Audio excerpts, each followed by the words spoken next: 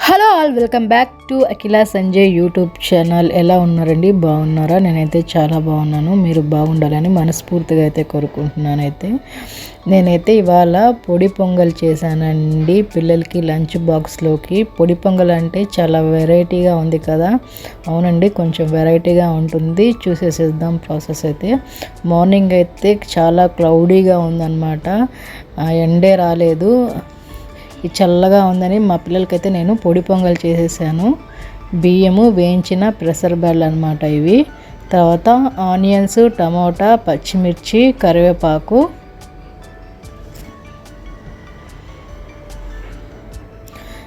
తాలింపుకి వచ్చి జీలకర్ర, ఆవాలు, పచ్చిశనగపప్పు, మిరియాలు, అల్లం, ఎండుమిర్చి అన్నమాట తిరగమాతకి.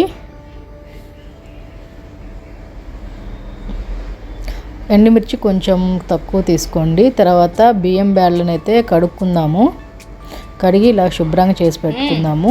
ఇప్పుడైతే ఒక గిన్నె పెట్టుకొని ఇందులో నెయ్యి అయితే వేసుకున్నానండి. నేను ఉత్త నెయ్యితో చేస్తే చాలా బాగుంటుంది. నెయ్యి లేకపోతే ఆయిల్తో కూడా బాగానే ఉంటుంది. నెయ్యితో వేస్తే పిల్లలు కొంచెం కమ్మగా ఉంటుంది కాబట్టి తినేస్తారనమాట. తర్వాత ఇందులోకి అయితే ఇంగువ అయితే యాడ్ చేస్తున్నాను నేను.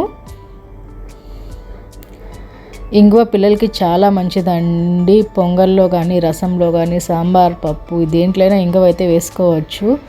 తర్వాత ఈ తాలింపు దినుసులు అయితే మనం ఆయిల్లో నెయ్యి అయితే కాగిపోయింది, దాంట్లో అయితే యాడ్ చేస్తున్నాను. సారీ అండి, బై మిస్టేక్ కొన్ని తప్పులు వస్తుంటాయి. తర్వాత ఆనియన్స్ వేసేస్తున్నాను. మాట జారడం తప్పేం కాదులేండి, అప్పుడప్పుడు వస్తూ ఉంటాయి అలాగా. తర్వాత పచ్చిమిర్చి కూడా యాడ్ చేశాను. తర్వాత వీటిని బాగా ఫ్రై చేయాలి మనం. ఫ్రై చేశాక ఇందులోకి అయితే మనం టేస్ట్కు తగ్గ సాల్ట్ అయితే ఇప్పుడే యాడ్ చేసేసుకుందాము. సాల్ట్ యాడ్ చేస్తున్నాను. దీన్ని కొంచెం ఫ్రై చేద్దాం. ప్లీజ్ ఫ్రెండ్స్, వీడియో అయితే చూస్తున్నారు కానీ ఫుల్గా చూడట్లేదు, స్కిప్ చేస్తున్నారు. ఫుల్ వీడియో అయితే చూడండి.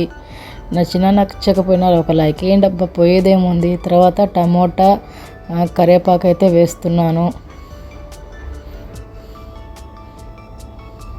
ఇది పిల్లలకి చాలా కమ్మగా ఉంటుందండి. చేసి పెడితే చిన్న పిల్లలకు కూడా పెట్టచ్చు. తర్వాత పసుపు కూడా వేస్తున్నాను. అన్నం తిననన్న పిల్లలు కూడా లాగించేస్తారనమాట. తర్వాత రైస్కు సరిపడా వాటర్ అయితే వేసాను.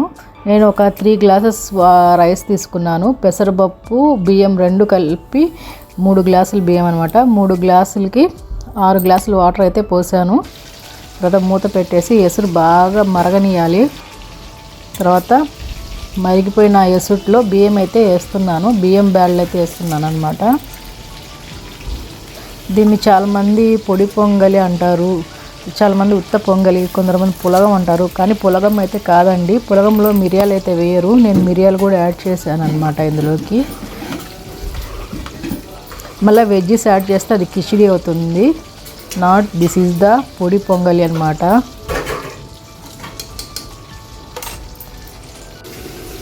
తర్వాత చూడండి, ఎసురు అంతా ఎనిగిపోయింది కదా. ఇప్పుడు మనం సిమ్లో పెట్టేసుకొని స్టవ్ కాసేపు అయితే అన్నాన్ని సిమ్లో మగ్గనిద్దాము.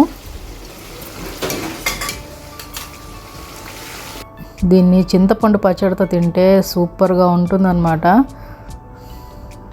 చింతపండు పచ్చడి లేకుంటే ఏ పికిల్తో తిన్నా కూడా చాలా బాగుంటుంది. ఇంతేనండి, చూడండి, యమ్మీ పొడి పొంగల్ అయితే రెడీ అయిపోయిందనమాట. పిల్లలకి లంచ్ బాక్స్ చేసేసాను నేను మార్నింగ్. ఈరోజు చాలా క్లౌడీగా ఉందండి. హైదరాబాద్లో అయితే చాలా కూల్గా ఉండింది. 9కి కానీ ఎండ రాలేదన్నమాట. నేను ఇది 7కే చేసేసాను అనమాట మా పిల్లలకి లంచ్ బాక్స్లోకి.